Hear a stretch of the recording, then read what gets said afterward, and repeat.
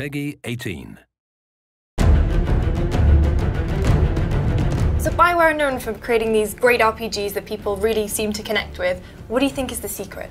Well, at BioWare we start with great stories, and we've learned over the years that great stories come from great characters. So we spend a lot of time on the characters themselves, characters you can get personally involved with, characters with a lot of depth, characters with backstory, characters with motivations. We've tried to build all of those things in the games over the years, and we're doing that now in Dragon Age Inquisition. Well, I think it's really about bettering what's gone before. BioWare has a great legacy in the RPG market, but also from an artistic standpoint. So when we're approaching a game like Dragon Age Inquisition, really we're thinking, how can we make it bigger? How can it be more lush, more creatively fulfilling? Where do you start with it? I mean, it's a big project. What's the kicking off point? So the writers often have a lot of ideas, and they start by drafting out the characters themselves, the places they want to go in the lore, the kinds of scenarios they want the player to get involved in. When we first start, we'll start talking in broad concepts, and we don't want the writers to get too far ahead. So we'll say noble knight or a thief with a heart of gold. We'll just start with sort of broad strokes. What are the big do's and don'ts, would you say, of making a BioWare RPG? Always make sure the story is there, and first and foremost, always make sure players feel like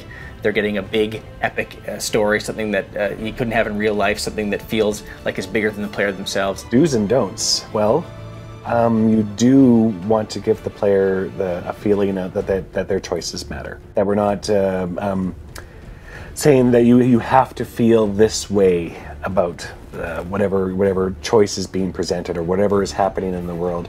You may not always have a choice of what to do about it, but you should have a choice about who you are. When it comes to the followers, the people who travel with you in the story, they are the ciphers through which the player interacts with all the big themes. So if we have the Templars and Mages as being two big elements in this story, we're going to want somebody who embraces the view of the Templars, someone who embraces the view of the Mages, and gives it a personal face, because otherwise these are very abstract issues. So would you say you've got any don'ts when it comes to making RPG? Yeah, I think don't constrain your player too much. Definitely players want amazing, epic experiences. You can have intimate moments, you can have smaller moments in there, but they need to be there alongside the really big moments of the game. Other don'ts include, don't think you know what the player wants. You can tell a story, but how players will experience it is up to them. Don't talk down to your audience. You can run with the assumption that your audience is smart enough to figure out things by context. Don't assume that your audience is only made up of one type of person. There's a lot of different people that play the game. We're lucky with Dragon Age because you've got that ability to go in there and mine some really cool things. You still want to have a great story, we still want to have a beautiful world you can immerse yourself in, but the way you go about achieving that is very different.